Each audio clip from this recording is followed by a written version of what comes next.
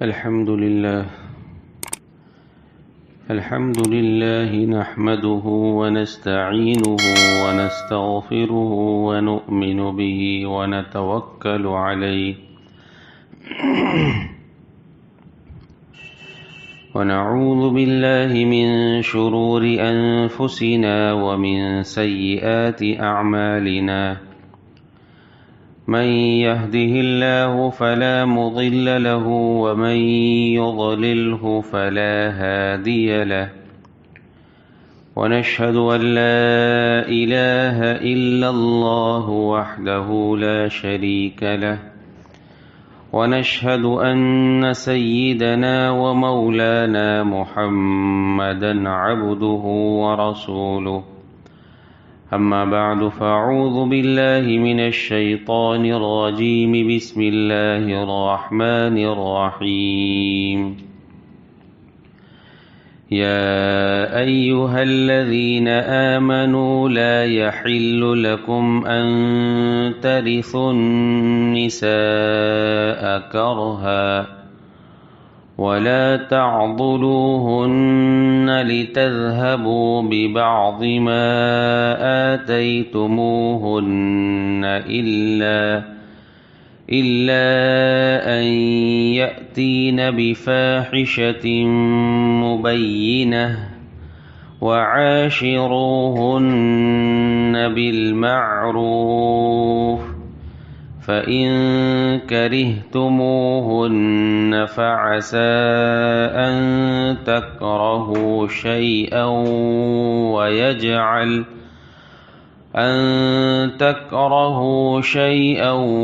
ويجعل الله فيه خيرا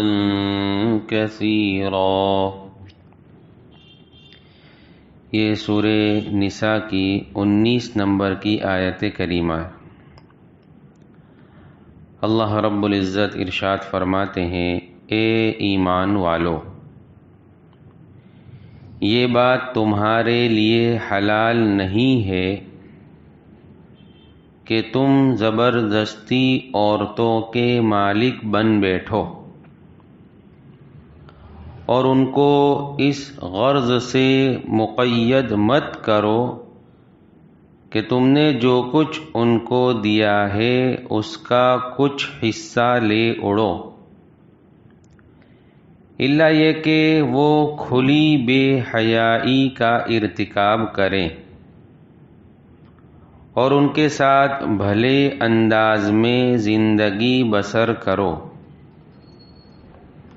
اور اگر تم انہیں پسند نہ کرتے ہو تو یہ عین ممکن ہے کہ تم کسی چیز کو ناپسند کرتے ہو اور اللہ نے اس میں بہت کچھ بھلائی رکھ دی ہو۔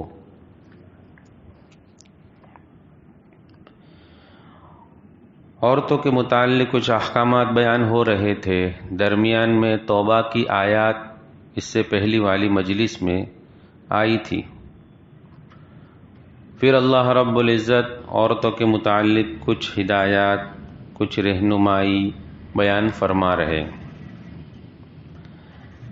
زمانہ جاہلیت میں ہونے والے عورتوں پر ظلم کا اس آیت میں ذکر ہے، اور اس کے بعد والی آیات میں بھی اسی کا کچھ خلاصہ ہے۔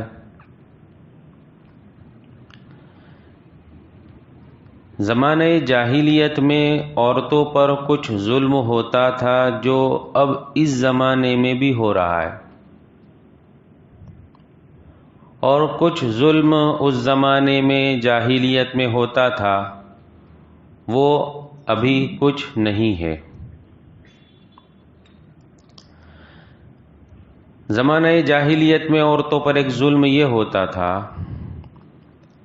کہ عورتوں کا مال شوہر اپنی ملک سمجھتا تھا۔ اگر عورت کے پاس کہیں سے مال آ گیا، ہدیتاً ہو یا کسی کی میراث کا ہو، کسی کے مرنے پر عورت کو میراث میں کچھ ملا، یا کسی نے عورت کو ہدیہ دیا،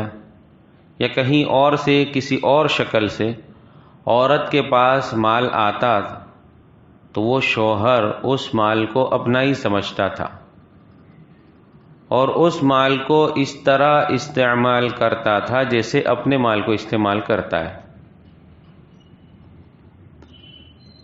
اس زمانے میں بھی اس طرح ہو رہا ہے کہ عورت کا پرائیویٹ پرسنل کوئی مال نہیں ہوتا۔ اگر کہیں سے اس کے پاس کچھ آ جاتا ہے تو شوہر اس مال کو اپنے کام میں، اپنے بزنس میں، اپنے دھندے میں استعمال کر لیتا ہے۔ اگر یہ شکل عورت خوشی سے دے تو اس کی تو گنجائش ہے، اجازت ہے، لیکن اس کی اجازت کے بغیر، اس کی خوشی کے بغیر، اس کو پوچھے بغیر اگر استعمال کر لیتے ہیں، اس کو واپر لیتے ہیں، اپنے کام میں لے لیتے ہیں تو اس کی اجازت نہیں ہے۔ یہ ایک قسم کا ان پر ظلم ہے۔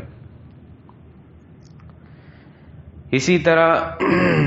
عورتوں پر ظلم ہوتا تھا کہ نکاح کر کے عورت کو لائے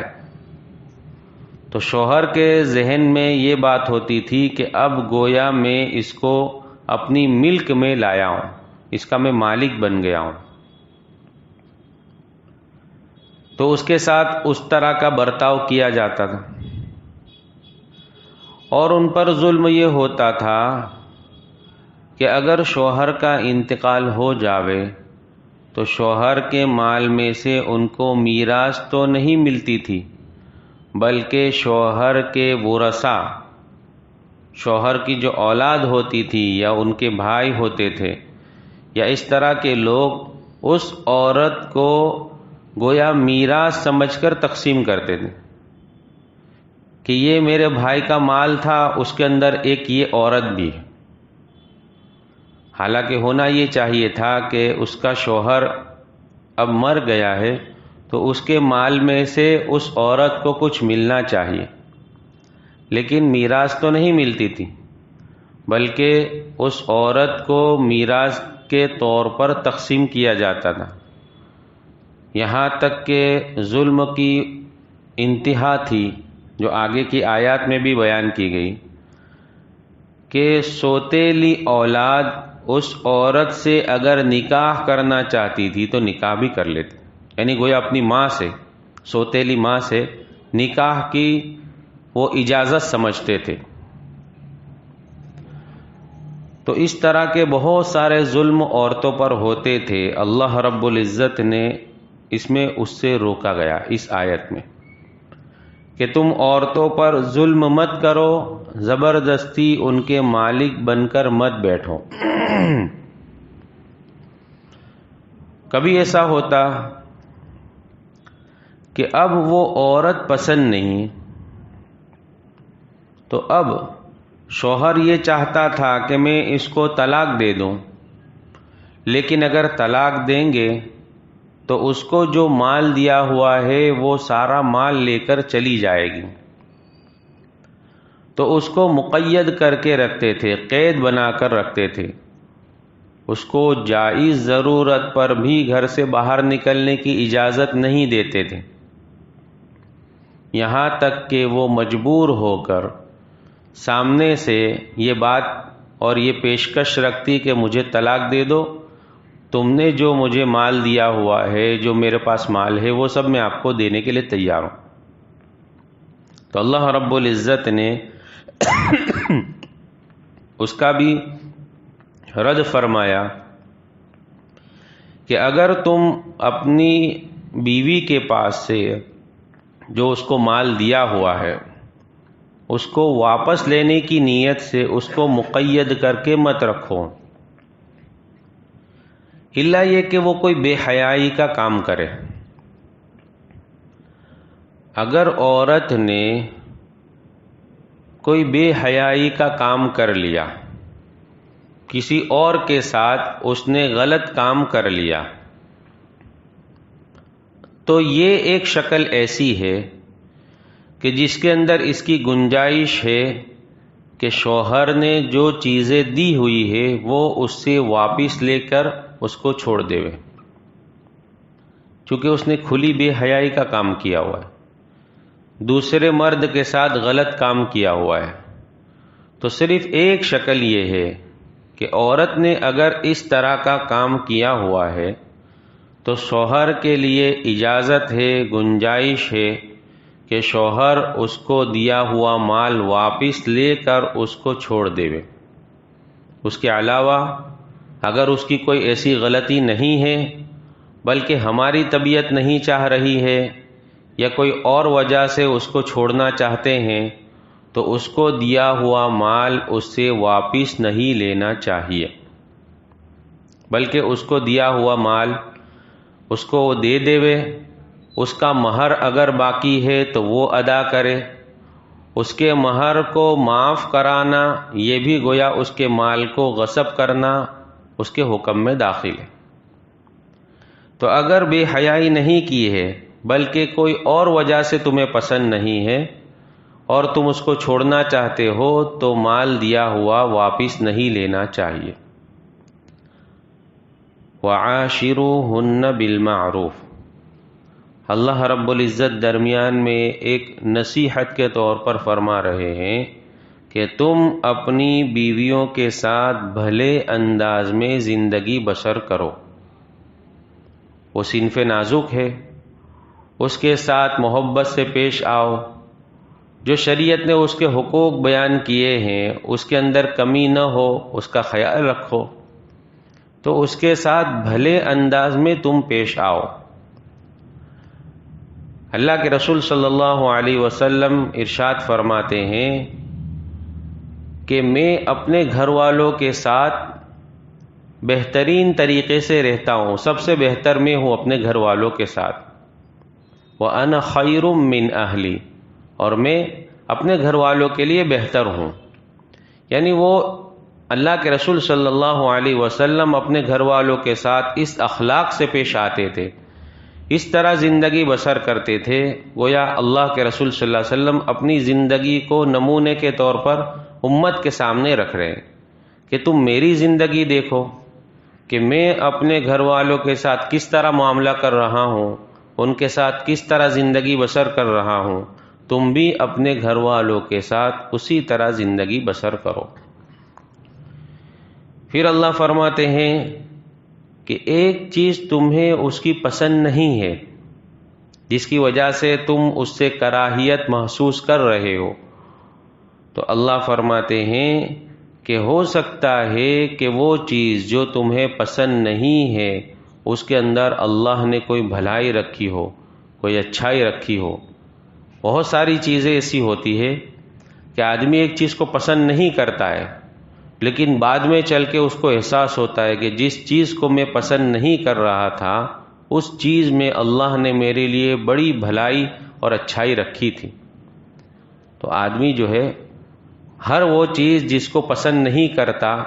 ضروری نہیں ہے کہ وہ اس کے لیے نقصان دہ ہی ہو،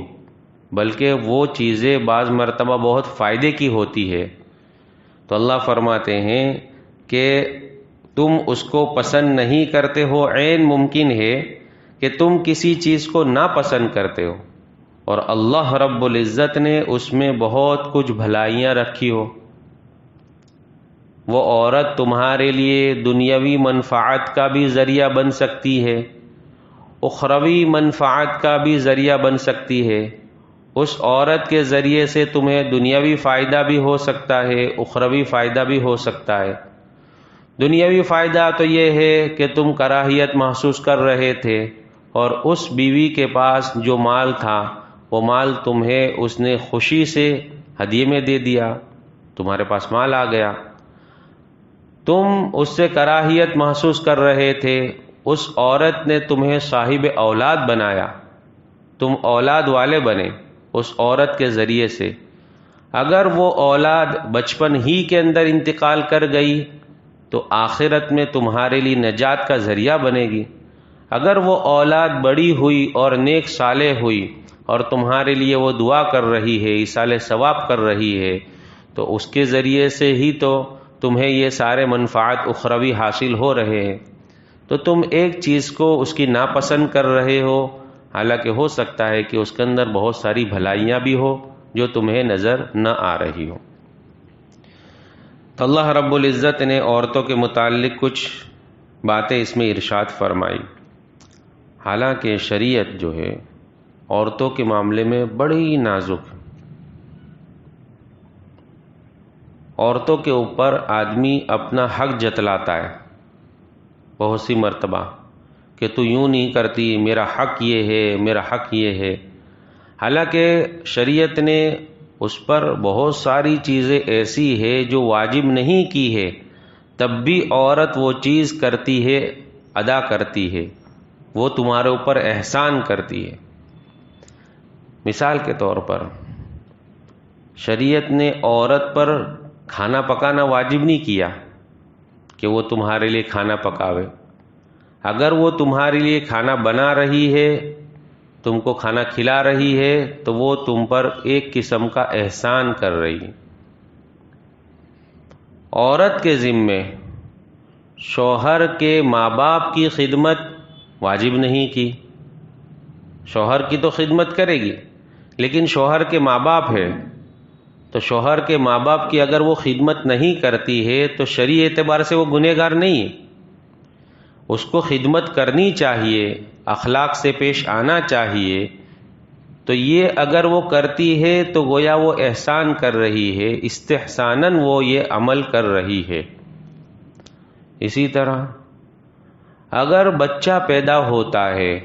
تو اس وقت عورت کے اوپر لازم اور واجب نہیں ہے کہ اس بچے کو دودھ پلاوے.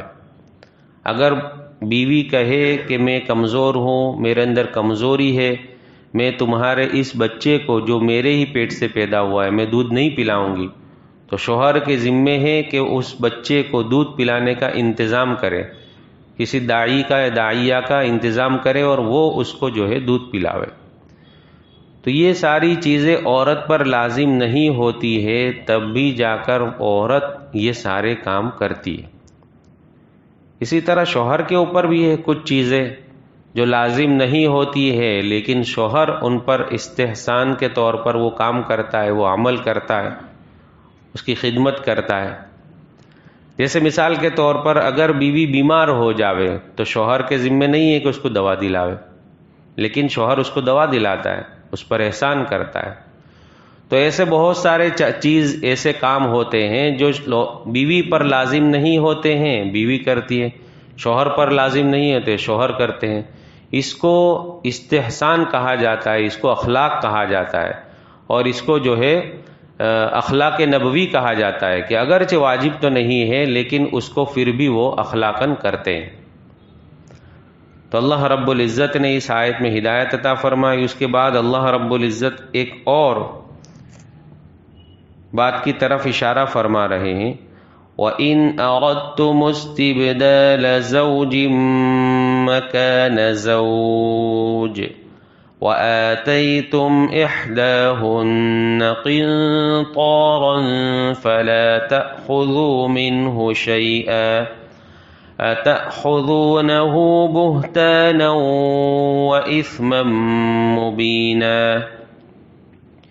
اور اگر تم ایک بیوی کے بدلے دوسری بیوی سے نکاح کرنا چاہتے ہو اور ان میں سے ایک کو ڈھیر سارا مہر دے چکے ہو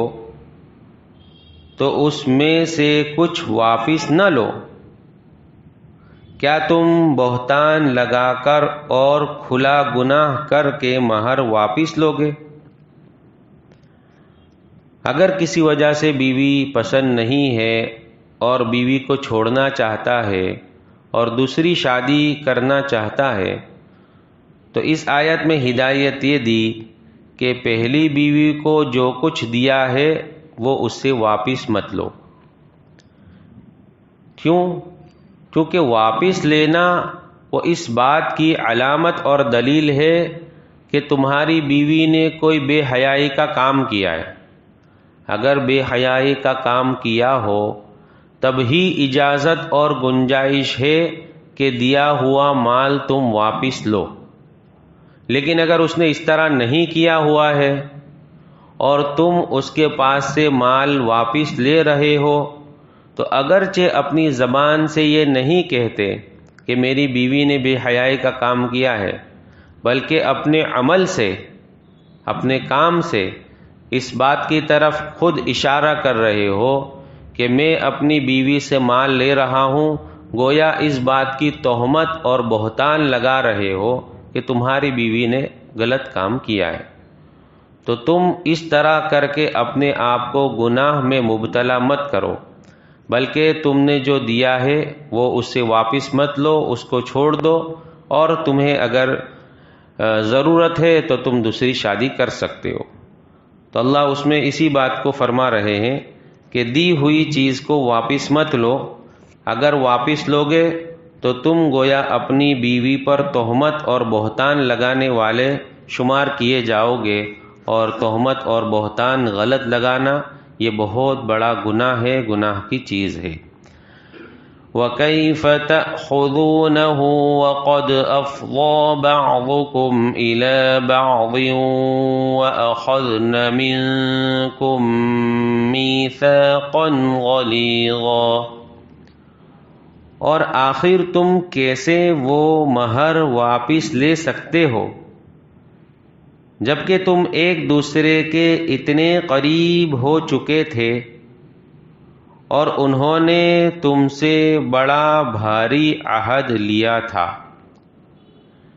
کہ تم نے اپنی ساری ضرورتیں، جو ایک شوہر اپنی بیوی سے اپنی ضرورت پوری کرتا ہے، وہ ضرورتیں تم اپنی بیوی سے پوری کر چکے ہو، اور تم قریب ہو چکے ہو، خلوت صحیحہ تمہیں حاصل ہو چکی ہے، اس کے بعد تم واپس کیسے لے سکتے ہو؟ تم دونوں کے درمیان تو نکاح کا معاہدہ ہو چکا تھا، اب کسی وجہ سے وہ نبھ نہ سکا اور علیحدگی ہو رہی ہے، تو علیحدگی ہو رہی ہے اس وجہ سے تمہیں دی ہوئی چیز واپس نہیں لینی چاہیے، بلکہ تم تو اپنی ضرورت اس سے پوری کر چکے ہو۔ اور آگے اللہ رب العزت اسی کے متعلق فرماتے ہیں وَلَا تَنكِحُوا مَا نَكَحَ آبَاؤُكُم مِّنَ النِّسَاءِ إِلَّا مَا قَدْ سَلَفَ إِنَّهُ كَانَ فَاحِشَةً وَمَقْتًا وَسَاءَ سَبِيلًا، اور جن عورتوں سے تمہارے باپ دادا کسی وقت نکاح کر چکے ہو تم انہیں نکاح میں نہ لاؤ، البتہ پہلے جو کچھ ہو چکا وہ ہو چکا، یہ بڑی بے حیائی ہے، گھناؤنا عمل ہے، اور بے رہ روی کی بات ہے۔ اپنی سوتیلی ماں سے، اپنی سوتیلی دادی سے نکاح زمانہ جاہلیت میں ہوا کرتا تھا، اور اس کو کوئی عیب اور بری چیز بھی نہیں سمجھتے تھے، گویا یوں سمجھتے تھے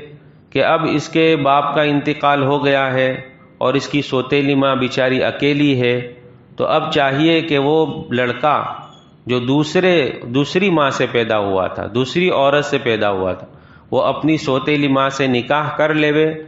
اس کو کوئی عیب اور برا بھی نہیں سمجھتا تھا۔ تو اللہ رب العزت اس کا رد فرما رہے ہیں کہ جن عورتوں سے تمہارے باپ داداؤں نے نکاح کیا تھا تم اس کے ساتھ نکاح مت کرو، ان کو نکاح میں نہ لاؤ، اور فرمایا کہ اگر تم پہلے یہ کچھ کر چکے ہو، یعنی زمانہ جاہلیت میں ایمان لانے سے پہلے اگر تم سے ایسا عمل ہو چکا ہے تو اللہ رب العزت ایمان کی برکت سے سارے گناہ معاف فرما دیتے ہیں، جو ہو چکا ہے اسے بھول جاؤ، اور اگر بالفرض و محال ایمان لانے کے بعد ایسی عورت تمہارے نکاح میں فی الحال موجود ہے جس سے تمہارے باپ داداؤں نے نکاح کیا تھا، تو اب ضروری ہے کہ اب ایمان لے آئے ہو تو اسے تم چھوڑ دو اور تم جو ہے اس سے توبہ کرو۔ یہ بڑی بے حیائی کی بات ہے کہ جس عورت سے تمہارے باپ داداؤں نے نکاح کیا تھا، ان سے فائدہ اٹھایا تھا، اب تم ان کے ساتھ مشغول ہو، یہ بڑی بے حیائی کی چیز ہے، بے رہ روی ہے۔ اللہ رب العزت اس کا رد فرماتے ہیں کہ اس طرح نہیں ہونا چاہیے۔ اللہ رب العزت آگے جو ہے ان کی لسٹ بیان فرماتے ہیں جن کے ساتھ نکاح کرنے کی اجازت نہیں ہے، ان کی لسٹ گویا اللہ رب العزت آگے کی آیات میں بیان فرماتے ہیں، جس کو انشاءاللہ ہم پھر سنیں گے۔ بسم اللہ الرحمن الرحیم، سبحانک اللہم وبحمدک وتبارک اسمک وتعالی جدک ولا الہ غیرک، اللہم صلی علی سیدنا مولانا محمد وعلی آل سیدنا مولانا محمد وبارک وسلم، یا ارحم الراحمین یا اکرم الاکرمین۔ یا اللہ ہم تمام کے گناہوں کو معاف فرما، یا اللہ تمام کی خطاؤں سے درگزر فرما، یا اللہ بڑے گنہگار ہیں، مجرم ہیں، خطاوار ہیں، قصوروار ہیں، یا اللہ اقراری مجرم ہیں، رات کے اندھیروں میں، دن کے اجالوں میں، جان کر انجان کر جتنے گناہ کیے ہیں،